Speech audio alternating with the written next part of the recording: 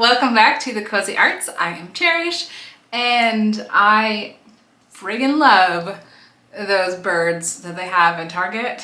You know, the $5 birds out of styrofoam and felt. Love them so much. Today I'm going to adapt my Easter bird display from Easter into just a generic spring that will carry us through until Pride, and I better get my hands on some Pride ribs this year.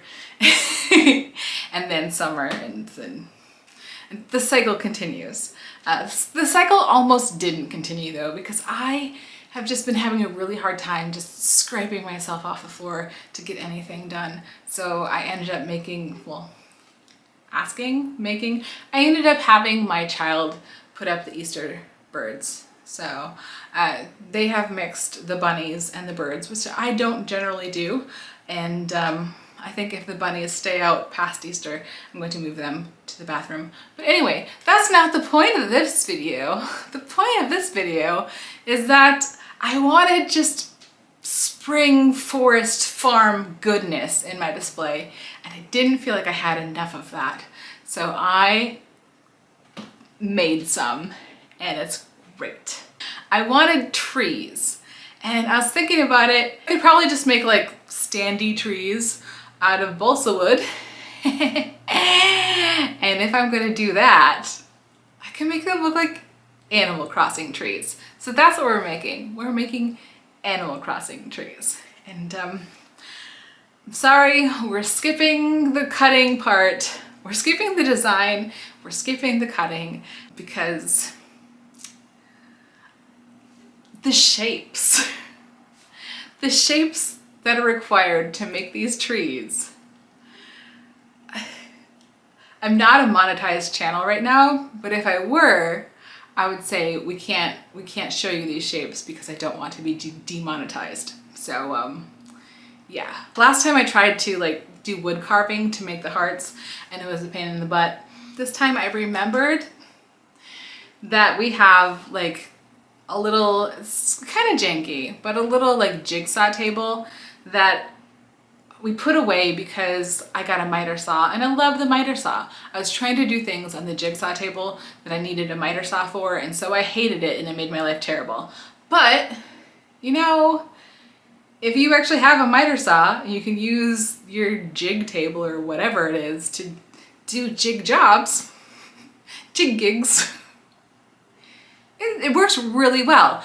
So yeah, I did some cut pieces because I was also afraid with balsa wood that it was just gonna like completely shatter, but I didn't have too many casualties. I broke one piece forever because I don't know where the other piece went, and then I snapped a piece that my partner glued together for me. And that's the other thing that we did differently this time is instead of trying to nail it together and knowing that it's going to fall off and be a continual headache, I just asked my partner to wood glue it somewhere far from me, and picked it back up once it was dry, and it worked really well. It's pretty simple design. We just have two balls glued to a trunk, and then I just cut a little like width of the wood sized channel. What is the word? Yeah, sure, we'll call it a channel. There's a better word that I can't think of right now. I've cut a little wood width of a channel into the bottom of the tree trunk and the top of the stabilizer. I'm giving you a little preview. Once the glue was dry, then it was time to start painting.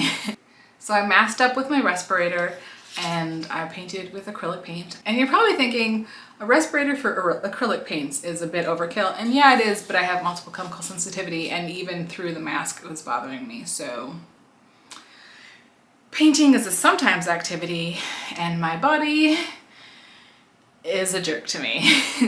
Once I had a base layer done of the green, then I went in and I added leaf details. And when I started out, I tried to have really detailed leaves, and I just would go back in and add more and more details to make them look more like the trees on Animal Crossing.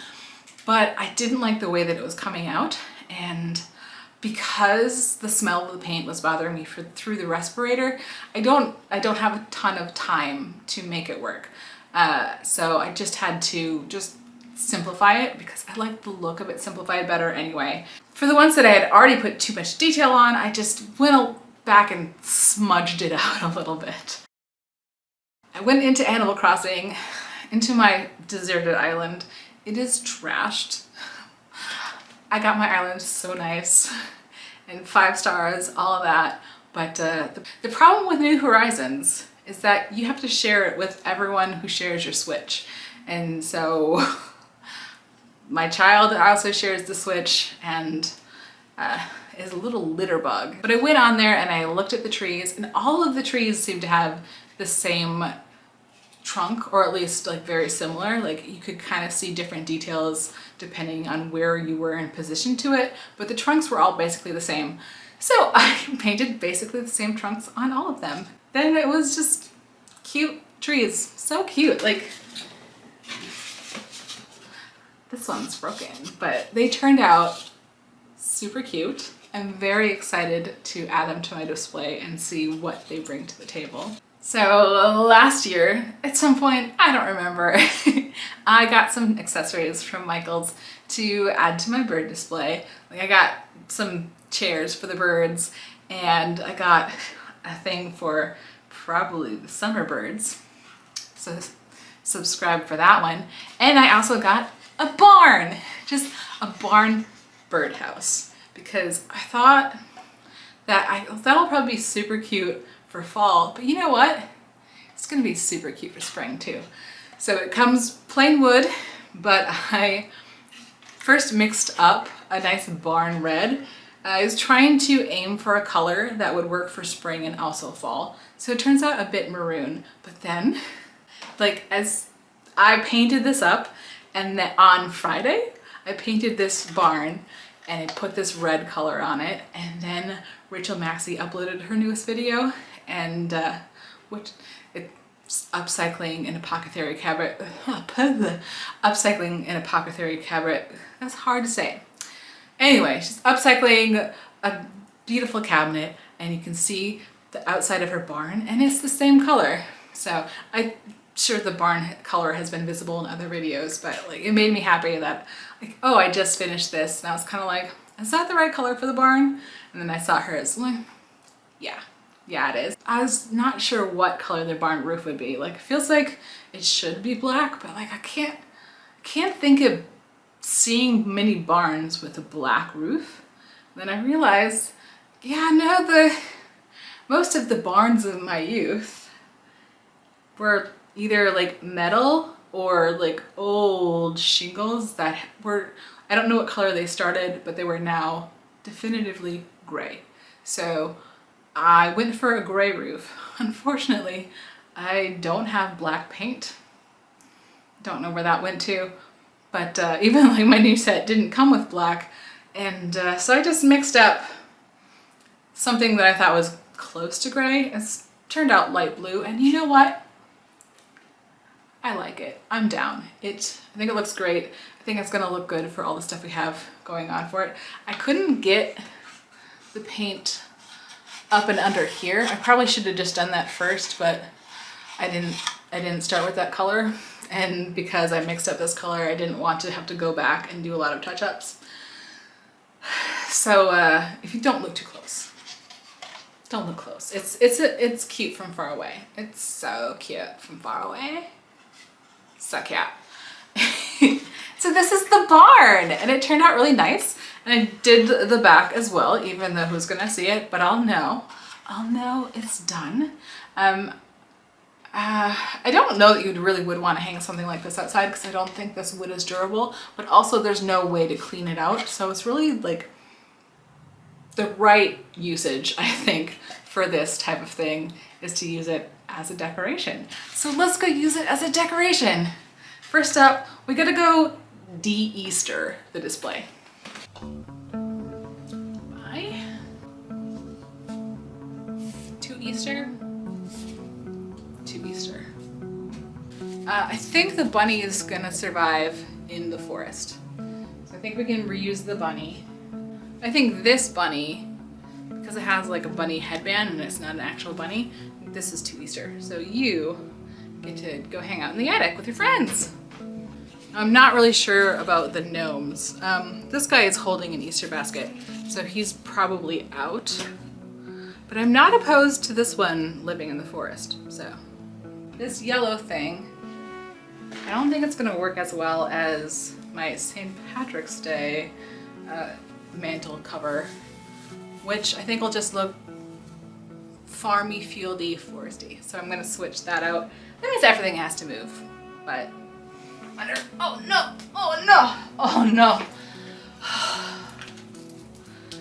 I don't know if using fashion snaps instead of the utility snaps would mean that this doesn't unsnap on me all the time. I just need to lose weight or something, but my overalls are not perfect. But this is the St. Patrick's Day, one and only St. Patrick's Day burb that I have, that I made. I think it's pretty cute. I use the Little Bird crochet pattern, and if you do it with a 5mm hook and worsted weight yarn, it's a pretty comparable size. But if you try to use a smaller hook and have tighter stitches, then it's too small. But this was when I was first learning how to crochet, so I didn't really know how to make things smaller and neater. But it's pretty cute. It's not quite the right size and shape, but it's pretty close. So if you don't want to wait for my pattern, then check out the Little Bird crochet pattern. It's free. It's not mine, but I used it and it's good. And I also, during that same period in my life, I made this canary who is cute but quite wonky. I love how long the legs are. They're just so wrong. It's perfect. And then I made a little gold pot of gold, which I'm sure I used someone's pattern, but I cannot for the life of me remember where I got this.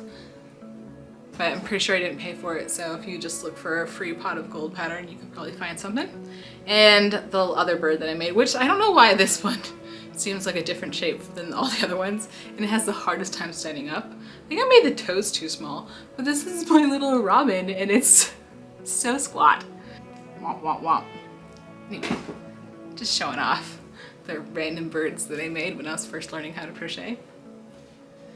Alright, I guess I'm gonna have to undo everything, and I will catch you when it's time to forest this up. We are nearly ready to add in the trees and the barn, but first, if you notice, my display looks a little flat. I mean, this guy, I've already cheated, and I've added height by using Duplo. Now, I'm really lucked out this time that I have a mostly green mantle cloth, so a green Duplo really blends in, so you're not really going to notice it. I don't have to try and find another way to hide the Duplo. So I'm just gonna stick this on the block, and then I've got 3 more that I can use to add a little height somewhere. So I think I kind of like her nestled in. Do I want you up a little bit? I don't think you can even see right there. I think I like her nestled in. So let's see. Who needs to be up a little bit? I think it would make sense for the bee to be up a little bit because bees fly. Do we want the butterfly up or the bug catcher up? I think we want the bug catcher up because, I mean, the scale, let's forget about scale, but at least if it's up a little higher, it seems more, you know, I don't know, man. It seems a little better, but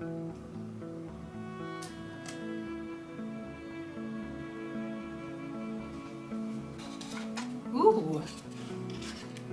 So, for future reference, if I don't want to add this 1/4" balsa wood fits perfectly in a Duplo. Okay, that's actually really helpful. And I think I will be using that trick soon.